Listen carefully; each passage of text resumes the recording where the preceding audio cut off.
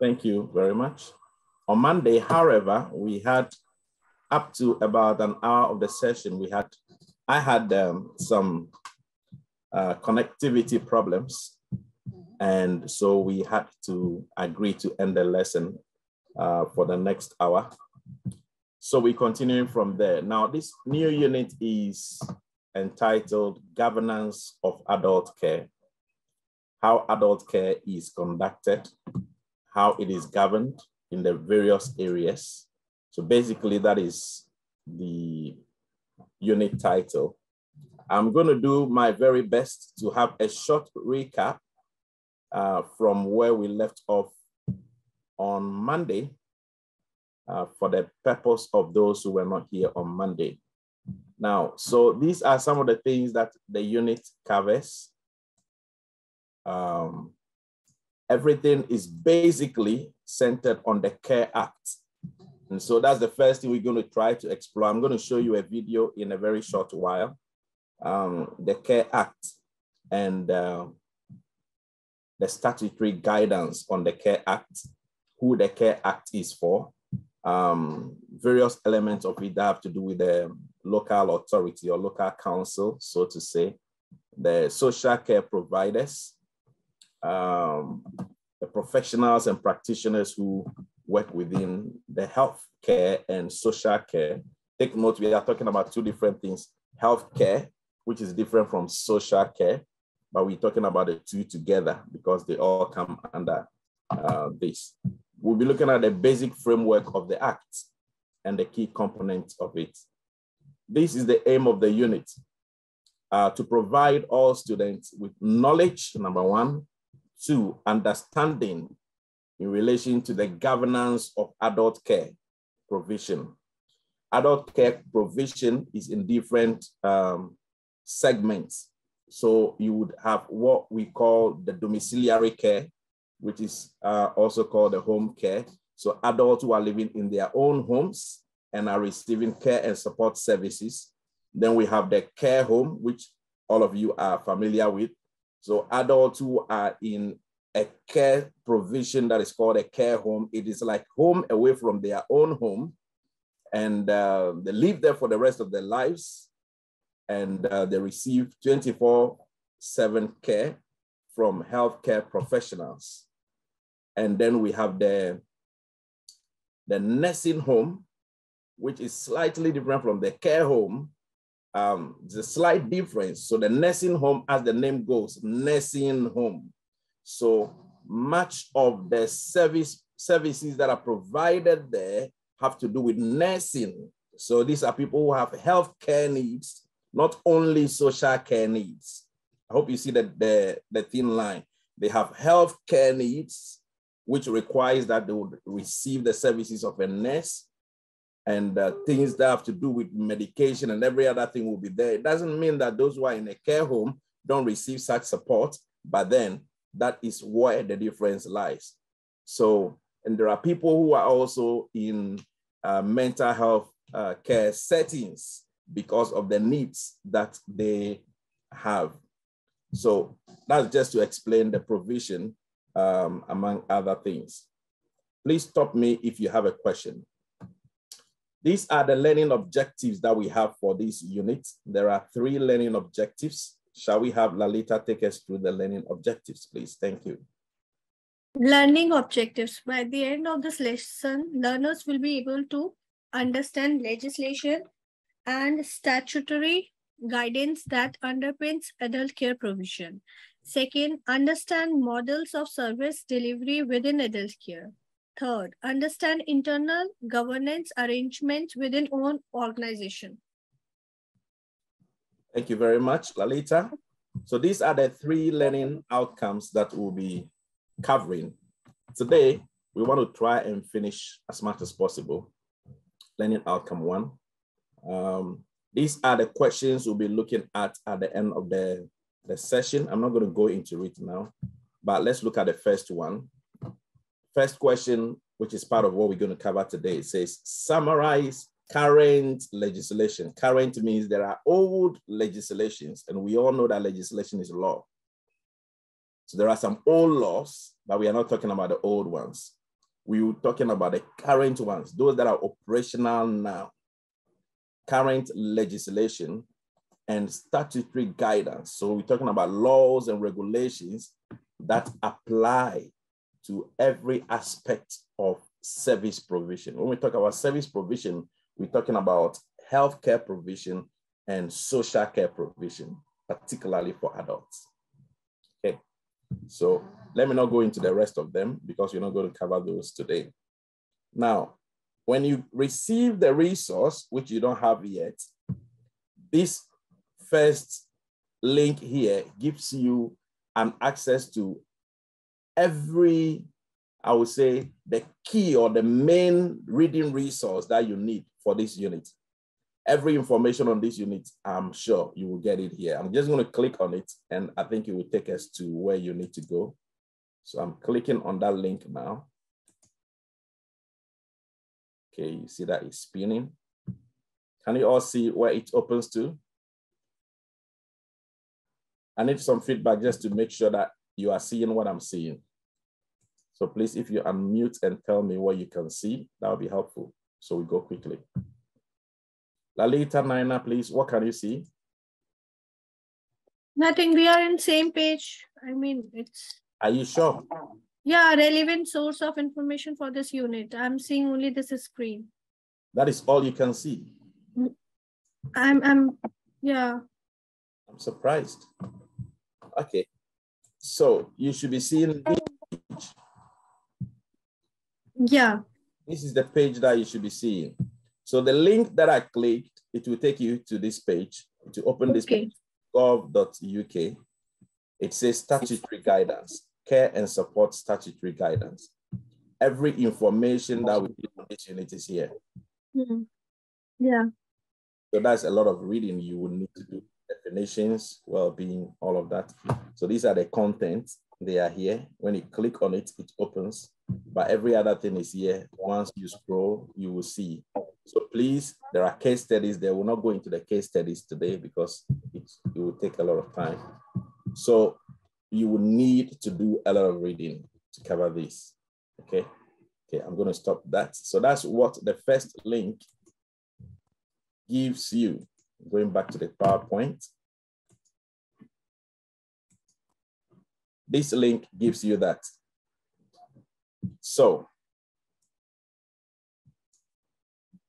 we're going to watch a video, which is this link, this second link. You will have all of these in your resource. This video is on the CARE Act. This unit, particularly the first learning outcome that we're talking about, is focused majorly on the CARE Act. So if somebody doesn't understand the CARE Act, it will be difficult to follow what this unit is about. The CARE Act 2014 is the most significant piece of law or legislation in the health and social care sector since it was established. And this short video that we're going to watch now discusses, it gives you an overview of the main aspects of the CARE Act, including the personalization of the act, how we can follow the act to make sure we provide person-centered care for every individual, strengths-based approaches, advocacy, how to be able to speak for people who have no voice because of their needs, safeguarding and eligibility. So I'm just going to click on that link and let me just hope that it takes us to the video. Let me know if you can see the video.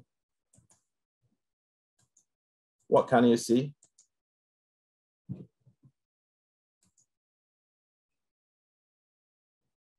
Same page. Relevant source of information. Ooh, really?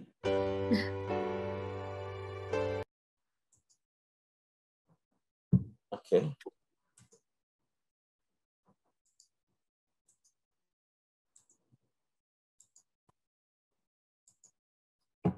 All right.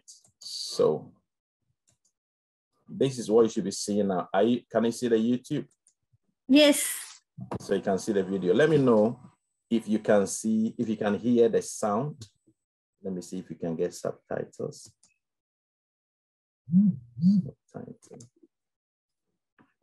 Subtitles should be on. Okay, let me know if you can.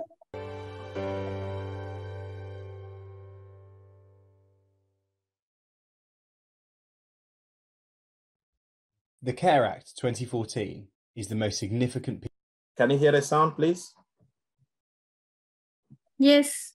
Okay, so let's watch. I want you to take note of 4 main things you can learn from this video. It's a short video, just about 5 minutes. So please, let's follow. Piece of legislation in our sector since the establishment of the welfare state.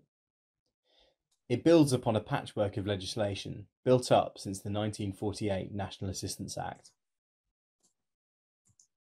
The Act begins by defining the primary legal responsibility of local authorities as the promotion of individual well-being. There is a shift from the duty to provide services to meeting eligible needs, from being eligible for services to having eligible needs or qualifying for care and support. Of course, everyone is unique, so local authorities can't comply with the Act by providing one size fits all. They must put the person at the centre of their offer and have a conversation about the best way to meet their eligible needs. They should reach out to a wide range of care and support options. A key part of the Act is a focus on preventing or delaying needs, and therefore the need for care and support. This might mean investing in preventative services and making full use of any existing community resources, facilities and assets to prevent, reduce or delay people's needs and maximise their independence. Carers, who are people who provide unpaid necessary support, often a family member or friend, are given significant entitlements under the Act. It's hoped that they'll be supported to maintain their caring role for longer. Local authorities must establish and maintain an information and advice service. They must provide this to everyone in the area, not just people who have eligible needs. The service should cover the rights and entitlements that people have under the Act and how they can access them in their local area. This should include financial advice. Information should be provided in accessible ways, not just on a website or leaflets in a GP's office, but tailored to the needs of local people. Local authorities must facilitate a diverse, vibrant and sustainable market for care and support services that benefit the whole population. Good commissioning, as outlined in the Act and guidance, should follow some key principles. It should focus on individual well-being, workforce development, pay and appropriate pricing of services. It should support sustainability and ensure choice. This should be done through strategic planning, supporting providers and good contracting mechanisms co-produced with local people who have experience of social care. The Act requires local authorities to promote integration, cooperation and partnership with the NHS and other key partners. This includes working through local health and wellbeing boards. The Act aims to put people at the centre of their care and support and maximise their involvement in any process and decision. Some people find it very difficult to play a full part in social care processes and don't have someone appropriate to support them. If this is the case, the local authority must arrange for an independent advocate to support their involvement in assessment, planning, appeals, or safeguarding.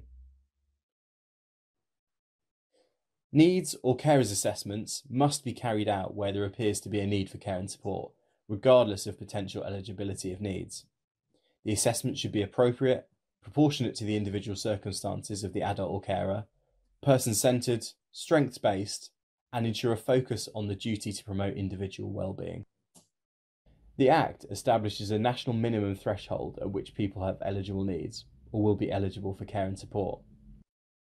The determination of eligibility consists of 3 conditions that the practitioner must work through in turn to establish if the adult or carer meets the eligibility criteria and therefore has eligible needs. As part of these criteria, the Act provides a set of eligible outcomes. Once the assessment and eligibility process is complete, there's a duty on local authorities to produce care and support plans and to offer a personal budget if the person has eligible needs. This should focus on keeping people directly involved. The Act also sets out a duty to review care and support plans to ensure that they continue to meet the needs of the person. Local authorities have the duty to provide a deferred payment scheme, assisting people with payment if they go into a care home. Adult safeguarding is, for the first time, spelled out in law in the Care Act. Local authorities must make inquiries if they believe an adult is or is at risk of being abused or neglected. They must also set up a Safeguarding Adults Board, including key stakeholders. This board will carry out safeguarding adults reviews when people die as a result of neglect or abuse, and there's a concern that the local authority or its partners could have done more. The Social Care Institute for Excellence continues working closely with central and local government to produce useful resources that will enable local authorities to further improve social care practice in alignment with the legislative requirements and good practice. For more information, visit the Sky website at www.sky.org.uk. Right. So what do you think about the Care Act? What are some of the things you've taken out from this video? What are the takeaways about the Care Act in terms of how the care and support sector is organized, governed, and operated, how it's facilitated? Yes, anyone wants to share with us on that very quickly? Lalita?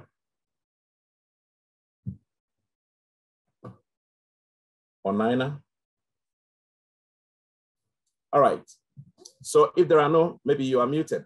So these, what you can see here, 1, 2, 3, 4, 5, are old laws or legislations. Don't forget, we're talking about current legislation. All these laws were in force.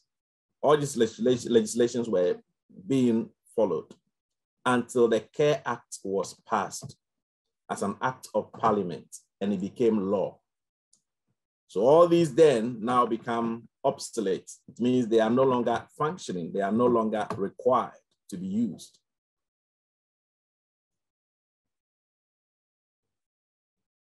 So what does the Care Act try to achieve? The Act ensures that care and support that is provided to individuals, particularly adults, is clearer to them.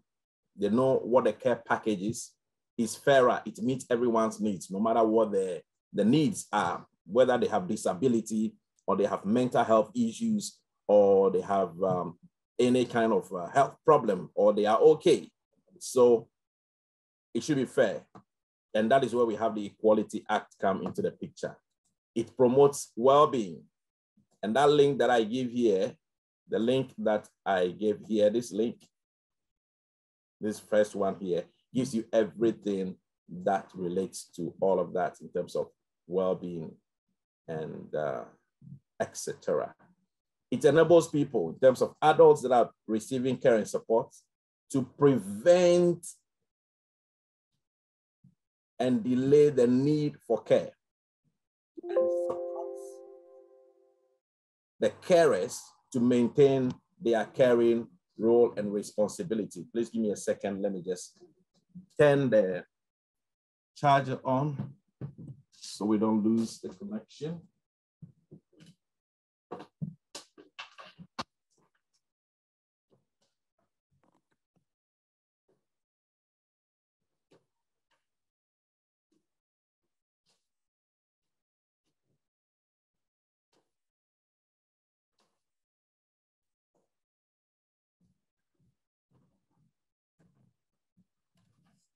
Thank you for your patience. And the Act also puts people, that's the adults who are receiving the care, in control, in charge. They have a say in the care packages that are available to them and the opportunities that it presents so that they can realize their full potentials without being disadvantaged. And that is also very, very important. There are other things that the Act covers, but for the purpose of our learning outcome, we are going to look at that which focuses particularly on learning outcome 1. So I'm switching to this presentation. So for learning outcome 1, we are looking at understanding legislation and statutory guidance that underpins or supports adult care provision. And basically, we're just going to focus on the legislations or the laws that are put in place and why they are put in place and what they are supposed to achieve for every service user or client group. Okay, stop me if you have a question or contribution to make. So what we see here is that the Act, there are updates to recent legislation. Some of those that we saw earlier on, those 5 legislations that we saw. Many changes in the law, the legislation in health and social care relate to vulnerable groups. So people who have mental health needs, they are vulnerable. People with disability are vulnerable in the society. And there are children as well. But here we are focusing more on adults. And that is why the Act is there. It is there to protect these people while also ensuring that they receive the care and support that is tailored to their individual needs. Now, one of the acts which supports all of that is what we call the Equality Act 2010. The aim of the Equality Act 2010 is to protect disabled people and to prevent disability discrimination, because before that law came into force, that is the Equality Act, people with disability were being, discriminated against in basically every area. In terms of education, if they want to apply for, places in universities and higher education, further education, they were discriminated against because of their disability. If they apply for jobs compared to people who don't have disability, they are discriminated against. Even in access to, what do we call it? Access to care. There have been issues of those times where the job center was the main area and source of receiving support. Most of the people who fall into this category would need extra help to even go there and to be able to receive advocacy, for people to speak on their behalf, explain their needs, and for them to receive the support. So in order to eliminate all of this discrimination, this law was put in place, Equality Act. So no matter what your ability or disability or your need is, you receive the support that is tailored to your need. We call it person-centered support. And the Equality Act 2010 also provides legal rights for disabled people in the following areas, as I was explaining earlier on. And what are some of the areas? Nina, would you please like to take us through those areas?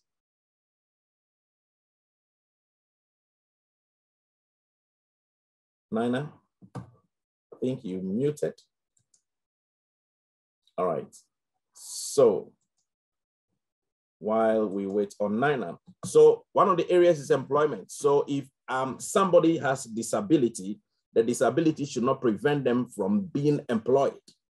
So the employer should not say, oh, I need people who don't have any disability, because if someone has a disability, no, this and that and that and that may be the difficulties they may face in coming to work and doing the work and output to be affected and all. No, the law mandates all employers not to discriminate against people with disability. So that's one of the areas.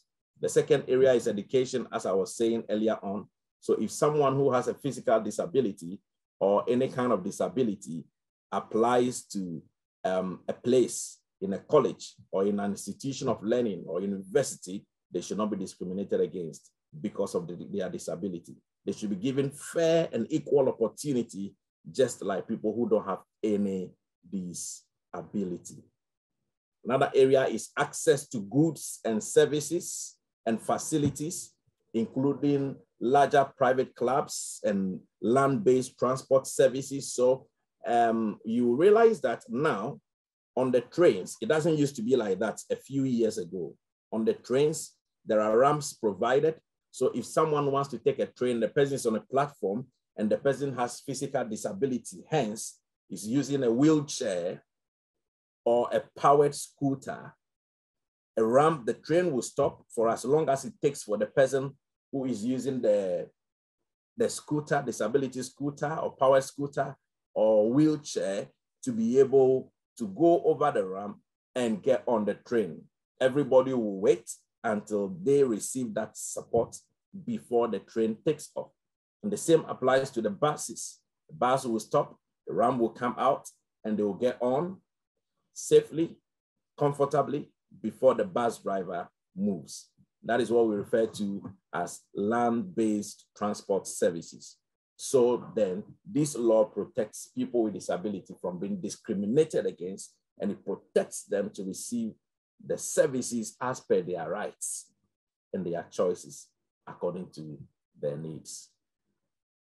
Then it also makes provision for them in relation to buying and renting land or property, that disability should not prevent anyone from accessing such facilities. Functions of public bodies, for example, the issuing of licenses, they should be supported and protected in receiving that. So the Equality Act also provides rights for people not to be directly discriminated against or harassed because they have an association or a link to or with a disabled person. So that applies to career or parents of a disabled person. So there have been, let me give you this example, practical example of a mom, a working mom who used to work full-time. However, because at a point the mom had a child with disability and would have to seek support and care for the child, needs to take permission from work to leave earlier than the closing time, which may be, for example, if you say the work time is from 9 to 5, she required permission to leave before 5 o'clock. And it came to a situation where the employer was not happy because of that time difference between the early leaving and the closing time, official closing time. And so the person was fired from the work. But then on the basis of the Equality Act, this action of the employer was challenged. And the mom, the individual whose child has disability, for which reason she needs to be leaving work earlier by permission, won the case. So this is what we call, how do you call it, discrimination by association in relation to a disabled person. So that's very important.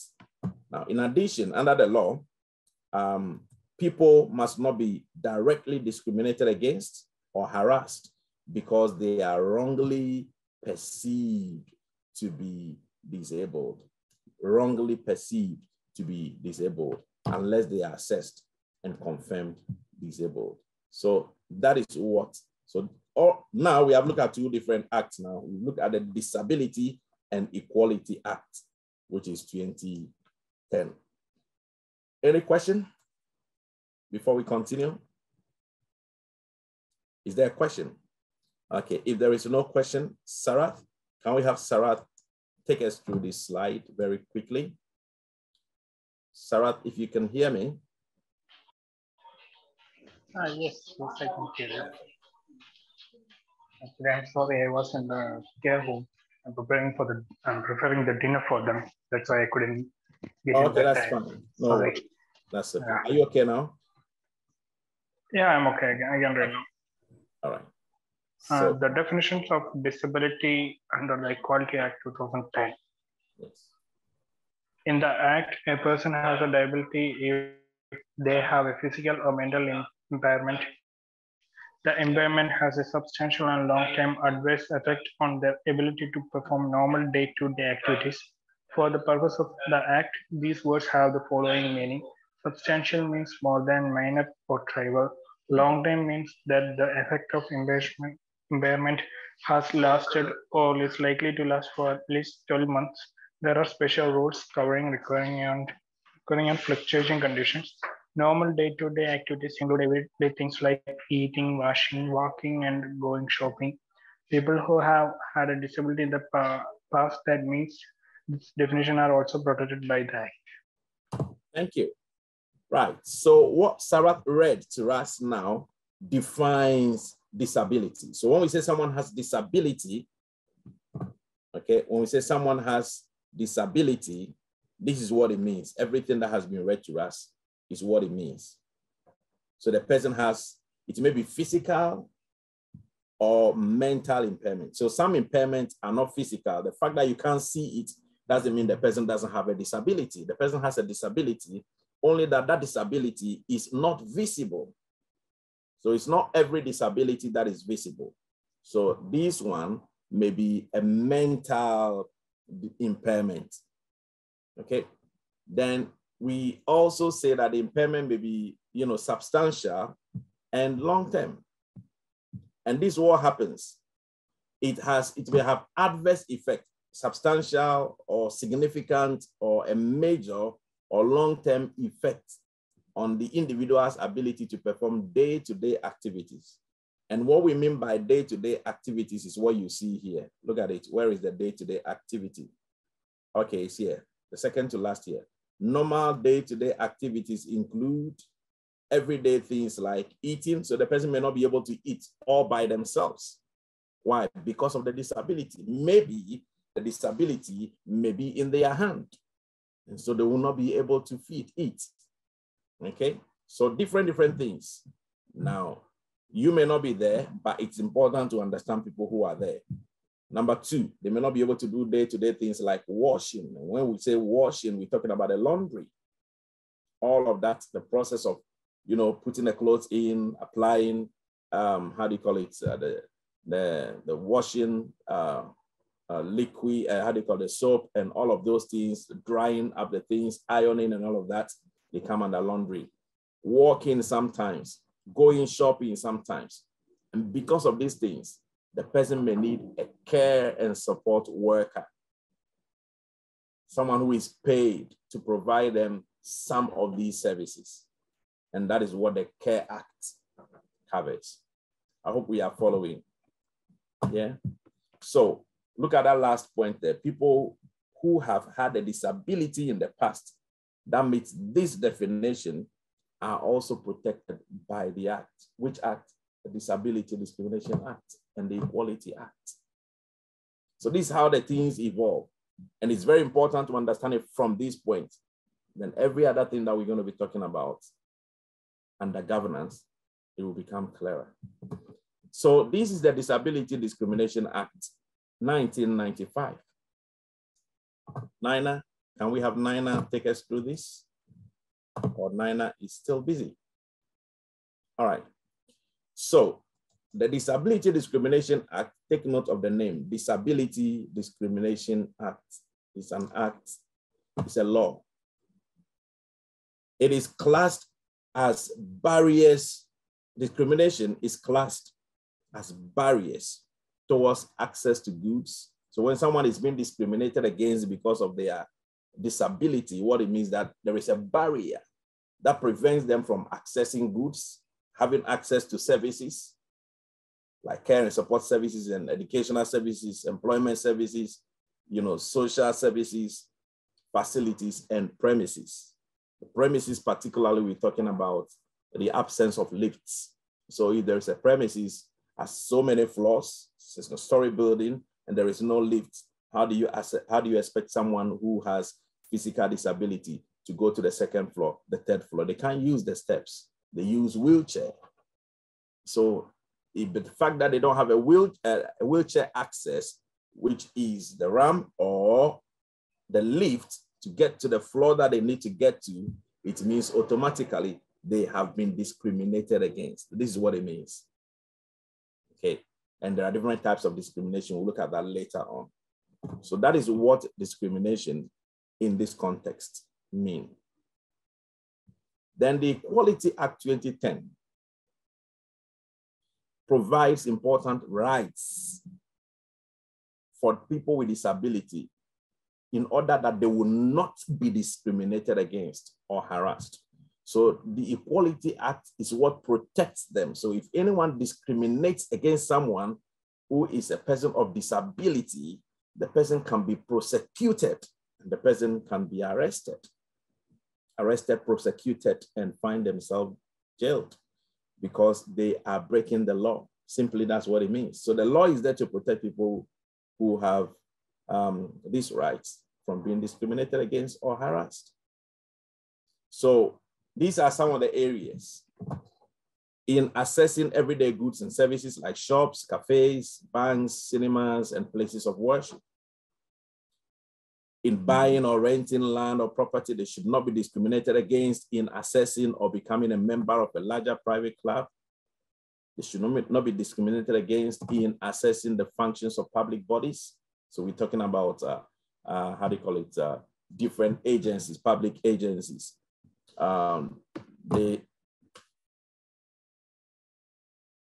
should not be discriminated against or harassed in relation to having access to what we call these disability, how do you call it, disabled toilets. So you see things like disabled toilets and it's by law, it is mandatory for every workplace and every public place to have disabled toilet facilities, because if it is not there, then it means you are discriminating against people with disability.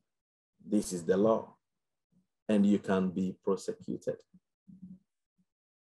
Ground floor rooms from clients using the services. So ground floor rooms, if it's a story building, make sure that the services that are provided for people with disability are there. The ground floor rooms have the resources to enable them to easily access the place and the services. Now, we're not going to read the Children's Act because, well, you can read it through later on, because in our previous discussion on safeguarding, I gave you an example of Victoria Klimby. Yes, that is there. You can even use this to answer your question if you have any correction to do on that unit. It's helpful. There is another overview here. We're not going to read that. Children's Act. Every child matters. Okay, so we will look at a part of this, not all of it.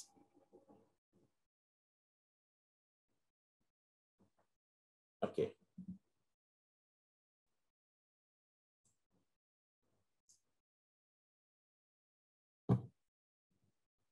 Right. So we have an aspect of well-being here. We're talking about that earlier on. So the social support and the physical health are two very important factors that help the overall well-being of individuals in care. And there may be young people also who are in transition to adulthood. And this is how it works. First, professionals, as health and social care professionals, will look at the amount of attachment provided from a lover or spouse when relationships are involved. This is where they are transitioning, okay? Let's keep this because it's not directly related to adults, but much more of the transition from childhood into adulthood. So let's go to the Health Act. So what we're doing is we have talked about Leaving the Children Act. We've talked about the Disability Discrimination Act. We talked about the Equality Act. And here we're talking about the Health Act 1999. So what is the Health Act? This act reformed the Primary Care Act. So we had some that had to do basically with primary care. And it allows the creation of primary care trusts and requiring all hospital trusts to improve their services. So the act also allow the introduction of the following. So the first one is the walk-in high street health center. So we have what we call walk-in centers. They are in every local area or local authority area. So we call it walk-in centers. So if you have a health care need before you go to a hospital, or maybe your GP refers you to go to the hospital, you may just go to the walk-in center. In other places, they call it walk-in center. So it's the walk-in high street health centers. That's the first one. So it comes under the Health Act 1999. It increased the use of day surgery in health centers, so people can just go in there during the day. Now it's been opened even beyond the day. Sometimes some of them have evening, services as well. Health checks and advice sessions in new clinics were allowed. One-stop shops, varied healthcare services at one site were provided. They all come under the Health Act. Then we have wider partnership, encouraging GPs to team up with pharmacists. And you saw much more of that during the pandemic, where people could go to the pharmacy and pick up the, the test kits, counselors, dentists, to provide a range of services from one site. All of these provisions are under the Health Act. So what we're saying is that these are some of the legislations. And one of your questions is to summarize the legislations. And so you have to be talking about these legislations and also explain what they mean, right? Then another law or legislation is what we call the Mental Health Act. The Mental Health Act, we talk about mental health a lot. There is a law that supports that. So the Mental Health Act was enacted in 1983, very, very many years ago.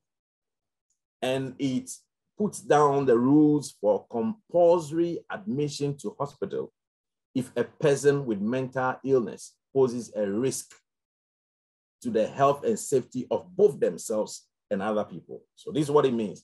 If someone is said to be having mental health issues, it is compulsory to put the person in a hospital, away from the community, when the person poses risk to themselves. Maybe they can take their own lives, kill themselves, and begin to, injure or cause harm to people in the same community or area. So the safest thing under the Mental Health Act is to make sure that person is taken to the mental health, section or center in a hospital. It is a law, okay? So the hospital is expected to follow the Mental Health Code of Practice. Members of the Mental Health Commission regularly visit the hospital where patients such as these are detained. Take note of that word. They are detained. It's not that they are just hospitalized. They are detained, even it may be against their will. When you remember what we talked about, restrictive practice, it comes under this. The law allows them to be detained. It may be against their will and their wishes, but it is the law. And so it has to be done to save them and to save other people from being harmed or injured. Okay, so that is what happens. So that's the Mental Health Act. You have to summarize that as well. Then we have the Draft Mental Health Bill 2002, which had an amendment in 2004. That's why you see two dates there. So the Draft Mental Health Bill was introduced first in 2002. And it was felt that certain patients with mental illness were still in the community. So they were not put into hospital according to the Mental Health Act and detained there. They were still in the community where they could cause harm either to themselves or to other people. So this bill re-evaluated and re-examined the process by which such patients are detained in hospitals.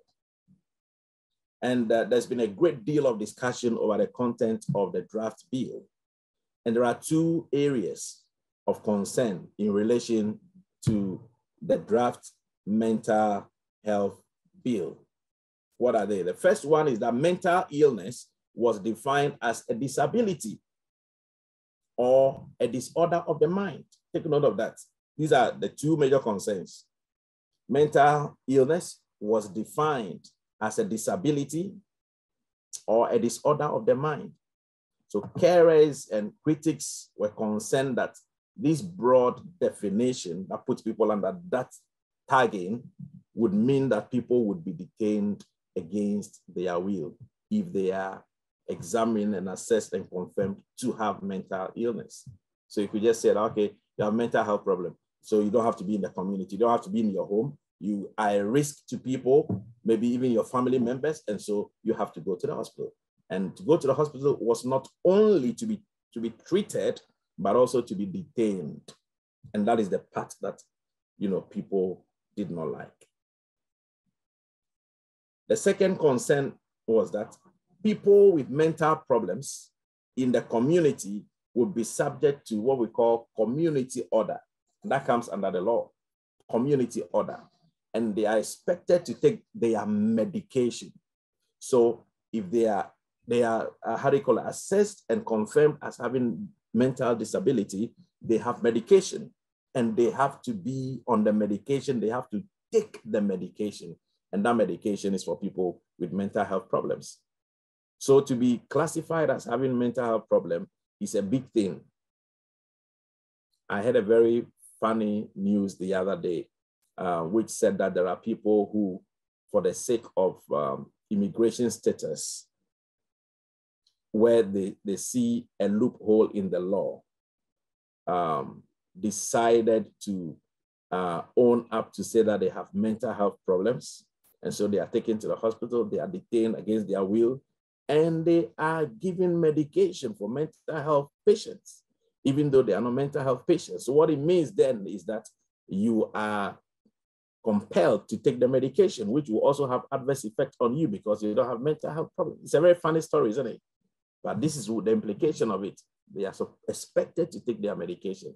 So this was seen as unworkable to supervise people taking medication, and it would place another burden on carers.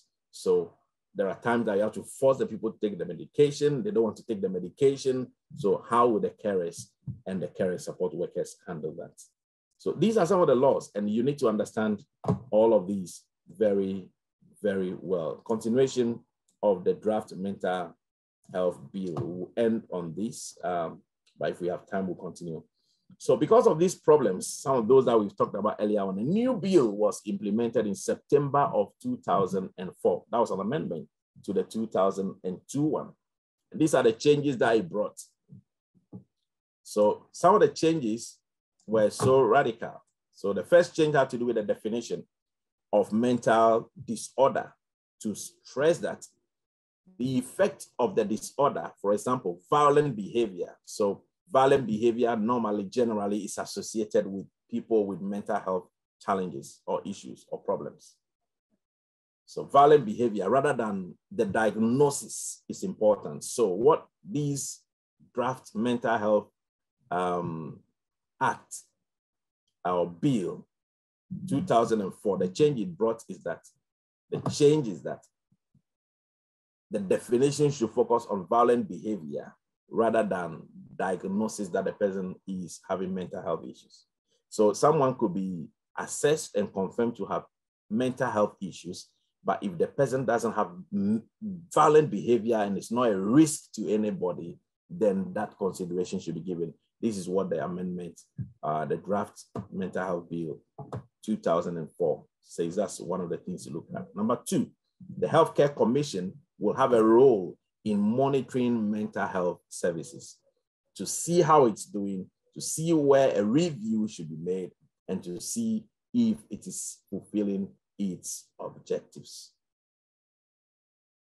Third one is a period of hospital assessment. So while the individual is in the hospital, there will be assessment of the center and of the place.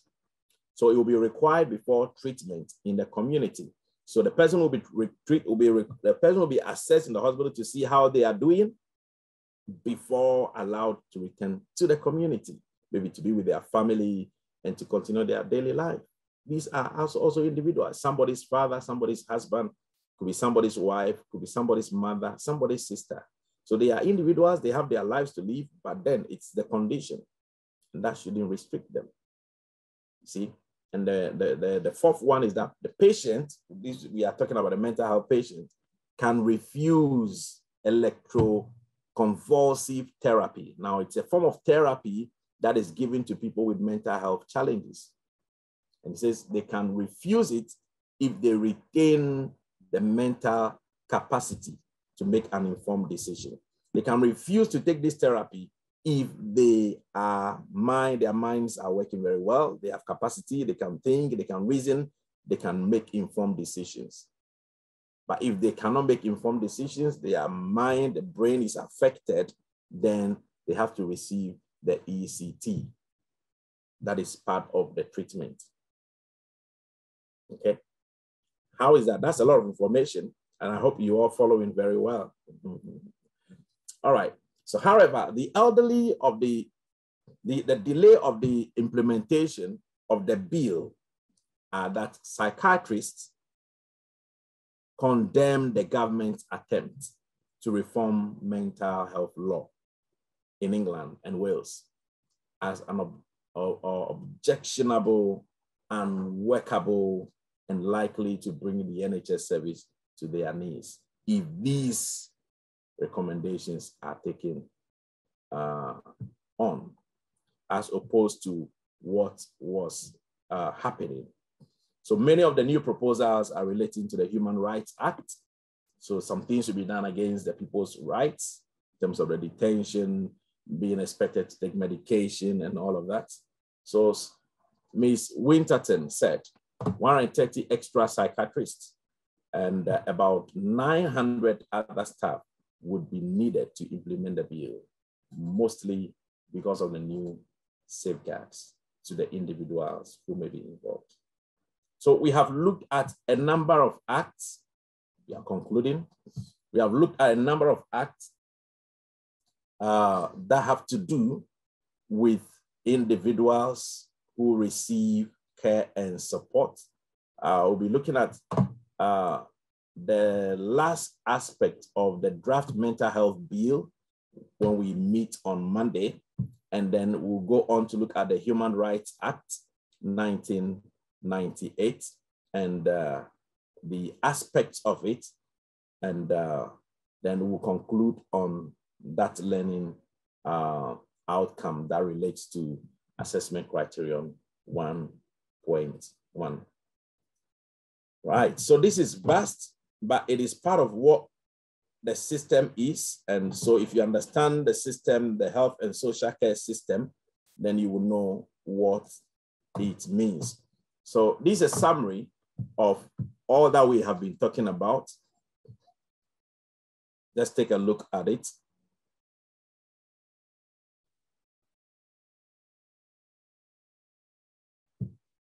Is there any question? Any question from anyone or any contribution to what we have discussed so far? You are all muted. So if you have a question, please, you can unmute yourself and ask. And if you don't have a question, I am happy to bring today's lesson to an end. And I would implore you to do reading on the links that are given in the resource. Thank you very much. And I will see you on Monday. Okay. And Okay, Chris. Sorry. Yeah, thank you. You're welcome. You're welcome. See you on Monday. Yeah. Bye-bye. Bye. Thank you, Raj. So we could have the recording ended now. Thank you.